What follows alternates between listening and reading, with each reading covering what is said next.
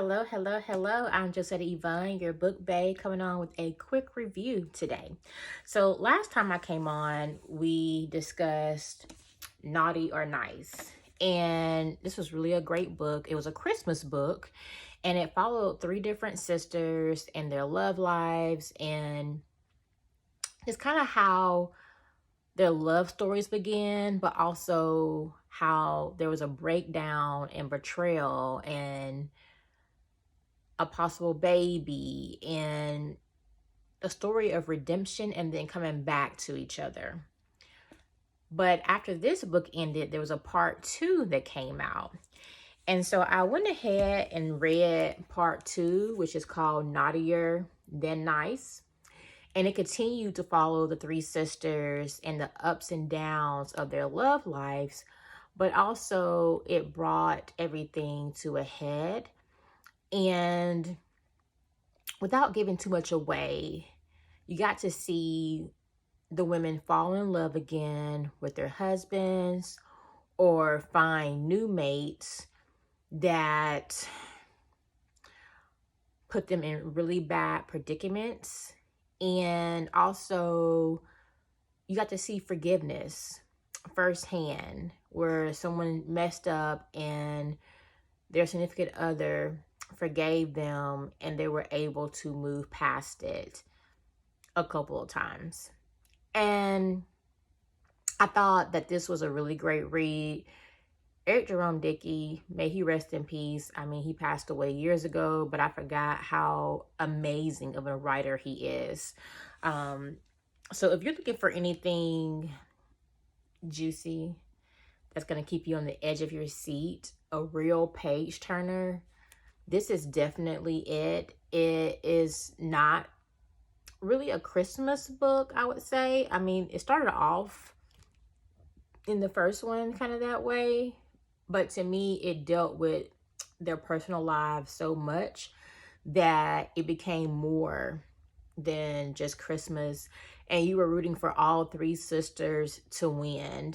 And win. I don't know why I put a D on there. To win. And, you know, the merging of their families and them showing love. So a couple of quotes that stood out to me that'll help you decide if you possibly want to pick up the book. One of the characters, Blue, he was with one of the sisters. He says here, "He's not your uncle anymore.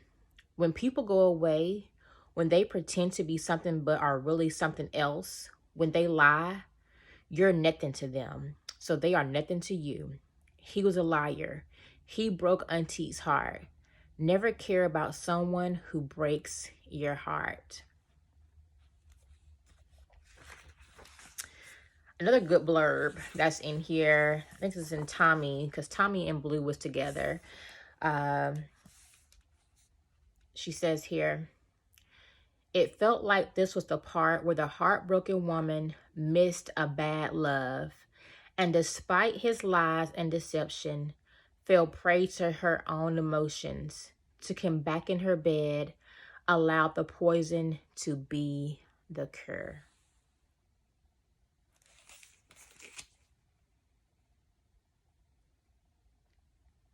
Now let that sit. Let that marinate.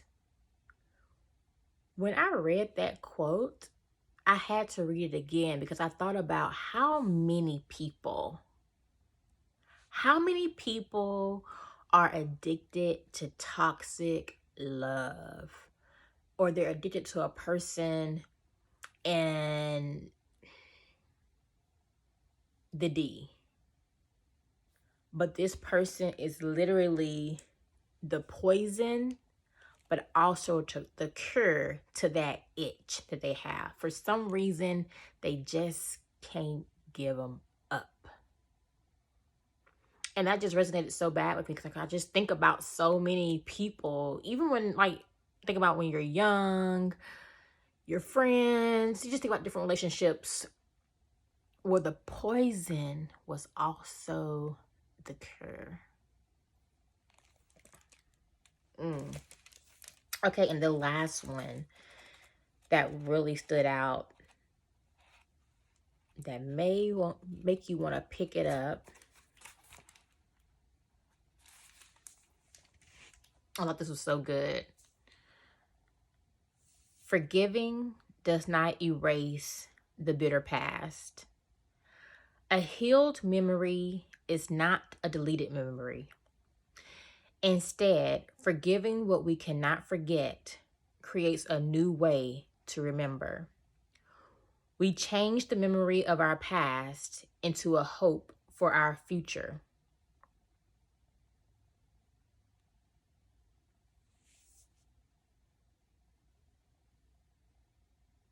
That was good. And I think that's a great lesson learned and a reminder to people that just because you forgive someone doesn't mean you're going to forget. Just because you become healed doesn't mean that the memory has been deleted, which to me is a great thing, because that way, hopefully it never happens again. But I thought this also really shone a light also on boundaries. Boundaries with people that you used to have relationships with, former partners, when you're co-parenting, you have to have boundaries in place. If not, it can destroy your current relationship if you're not mindful and careful, because you can make your new person feel very insignificant. Also, in reading this book, it reminded me you have to be so careful about who you allow to have access to you, who you marry, who you get engaged to, because sometimes people are playing a part. Sometimes people have unfinished business. And just because they broke up with someone doesn't mean that person broke up with them. And they could very well come after the innocent party and harass them to no avail, just because they are angry, just because they gave up so much for that person to be with them, only to have that person later on down the line not want them anymore, to want to move on. And it sends them into a spiral because of how much they gave up. Their families, their friends, their career. And all of a sudden, you could be a target because that person doesn't want them anymore. Great read. Pick it up. It's more than just a Christmas read. Super juicy. Page turner. On to the next book. Invisible Man.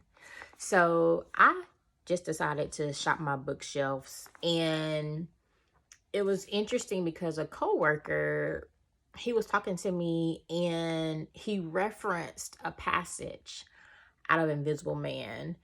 And right before he can dive into what he was talking about in the book, we got interrupted. But when he referenced it, I thought, you know what?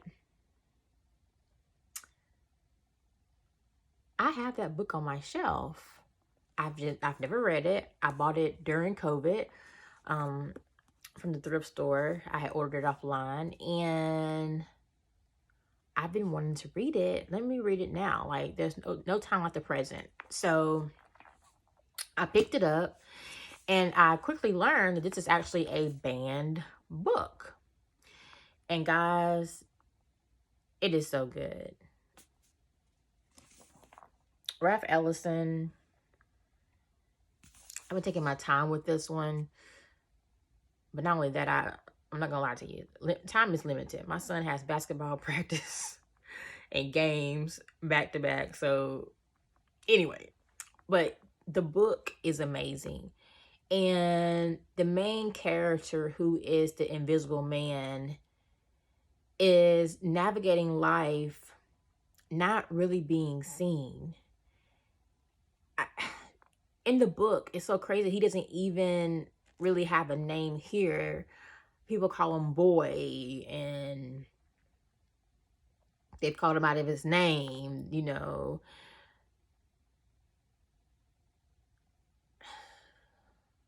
So the story starts off where his grandfather is on his deathbed. And on his deathbed, he leaves his grandson, the Invisible Man, with a message, with some words of wisdom. And this is what he says.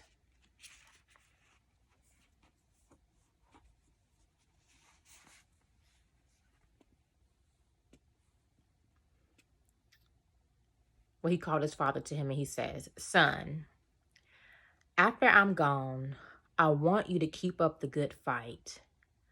I never told you, but our life is a war, and I have been a traitor all my born days, a spy in the enemy's country.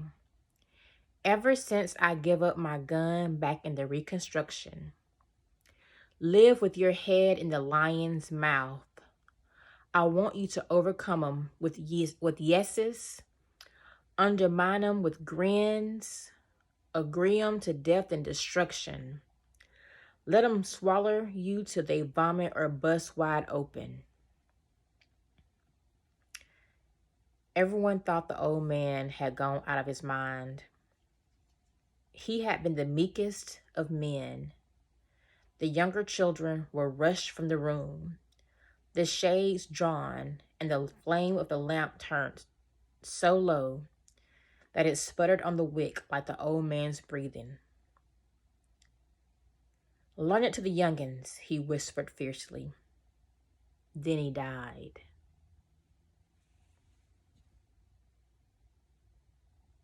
But my folks were more alarmed over his last words than over his dying. It was as though he had not died at all.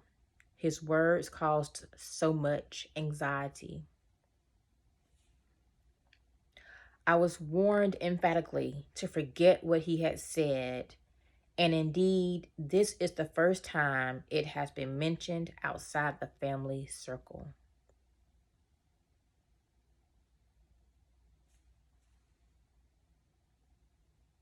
I had to sit with that. I really sat with what he said. Because to me, when he said all of that, the granddaddy on his deathbed,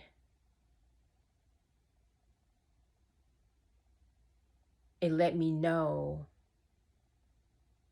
that in the world, he was trying to survive, but he was also wearing a mask of who he really was. And then he says here at the top, and what puzzled me was that the old man had defined it as treachery.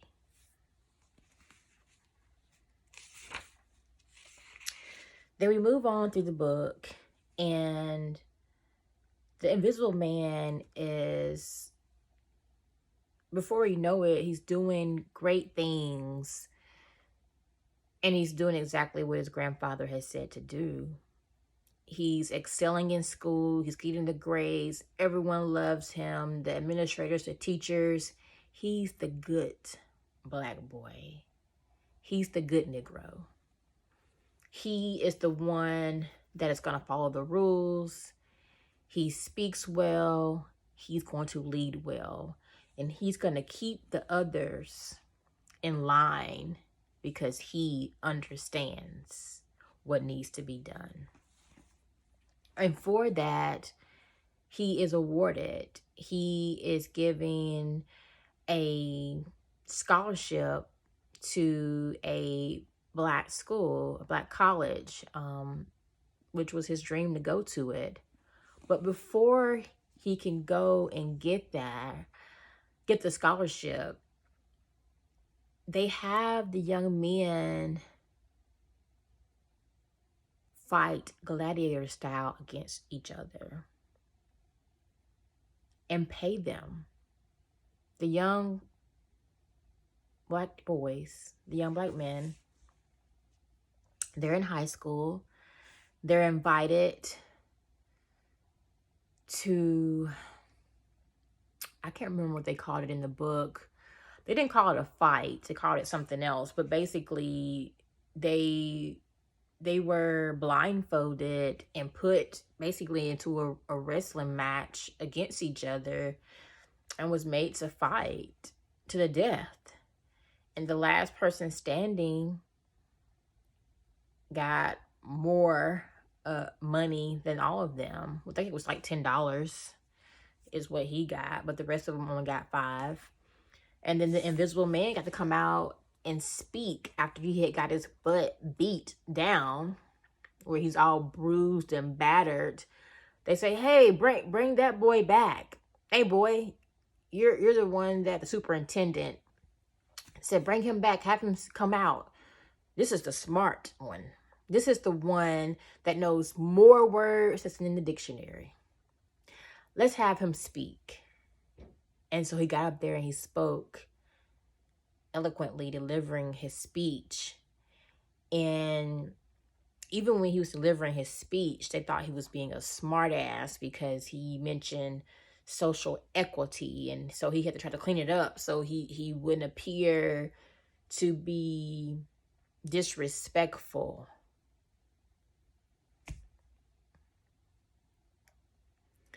And now we're on the journey now where he's at the school and he's with Mr. Norton and he's driving him, and it's a white guy. I guess it probably invests in the school. He's one of the people that he didn't found the school, but he's a big donor and he comes out to visit. And he wants to tour the properties that he normally hasn't seen in the area. And the invisible man takes him out, but by accident, out into an area that he probably shouldn't have gone into, which is a predominantly Black area where there's poverty and a bar that mainly has people that have mental illnesses or ex-veterans that are displaced, that are struggling with maybe some types of mental illness, some more severe than others. And he has a fainting spell, and he has to rush him in somewhere and get him something to drink, a little liquor to help him, get back to his self after they had been in the hot sun. And I don't want to tell you the part about the story that was told that made him that way, but yes, it is an amazing book. And while they're there getting the whiskey to help Mr. Norton get back to himself, one of the vets that helped Mr. Norton says this. "You see," he said, turning to Mr. Norton, "he has eyes and ears and a good distended African nose, but he fails to understand the simple facts of life. Understand? Understand? It's worse than that. He registers with his senses, but short circuits his brain. Nothing has meaning. He takes it in, but he doesn't digest it. Already he is, well, bless my soul, behold, a walking zombie.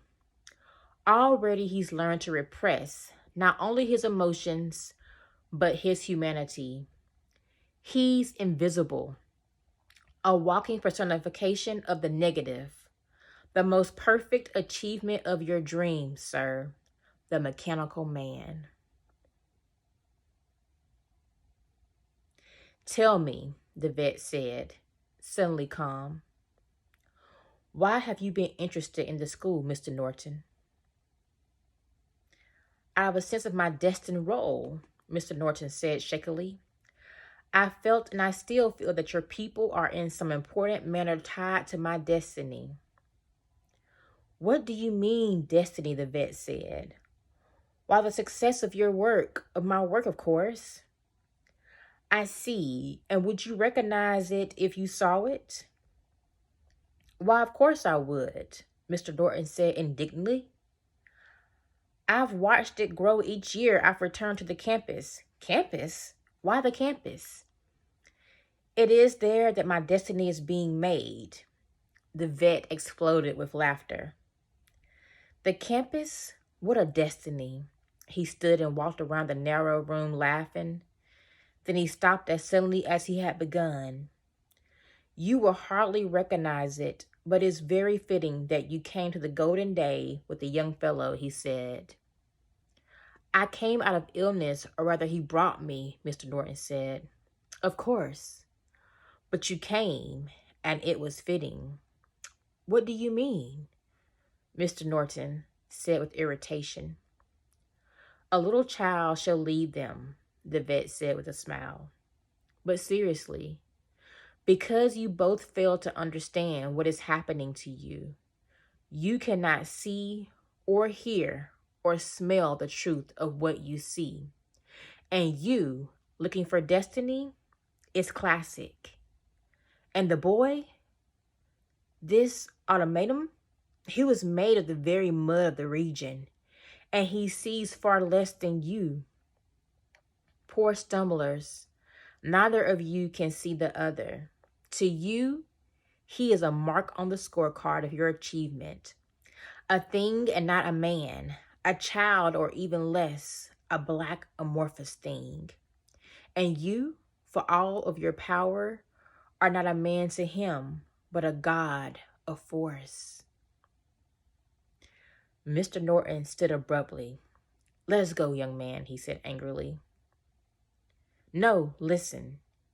He believes in you as he believes in the beat of his heart. He believes in that great false wisdom taught slaves and pragmatists alike, that white is right. I can tell you his destiny. He'll do your bidding, and for that, his blindness is his chief asset.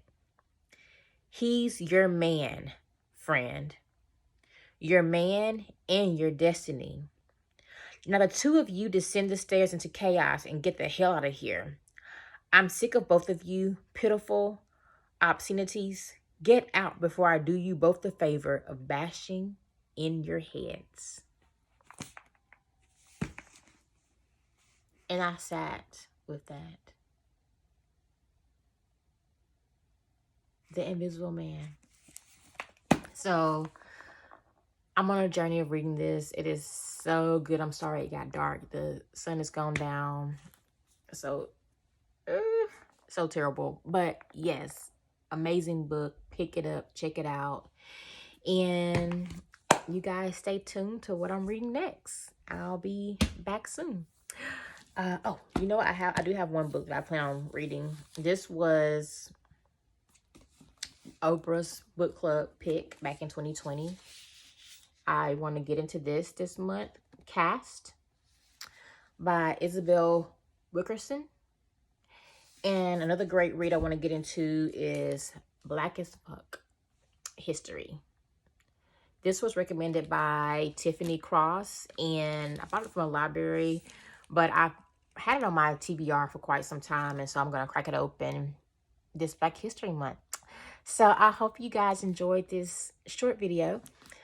Sorry the light and the sun has gone down, but I will see you guys again soon. I hope you enjoyed the synopsis. Invisible Man is so good. It is